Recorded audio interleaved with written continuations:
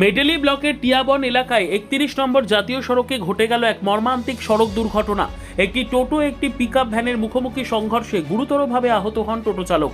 ধাক্কার জেরে টোটোটি দুমড়ে মুচড়ে যায় এবং রাস্তার পাশে ছিটকে পড়ে। স্থানীয়রা দ্রুত ঘটনাস্থলে ছুটে এসে আহত টোটো চালককে উদ্ধার করে মঙ্গলবারই গ্রামীণ হাসপাতালে নিয়ে যান চিকিৎসার জন্য। ঘটনার খবর পেয়ে মেটালি থানার পুলিশ দ্রুত ঘটনাস্থলে পৌঁছে পরিস্থিতি পরিদর্শন করে তদন্ত শুরু করেছে। দুর্ঘটনাকে কেন্দ্র করে টিয়াবন এলাকায় চাঞ্চল্য ছড়িয়ে পড়েছে।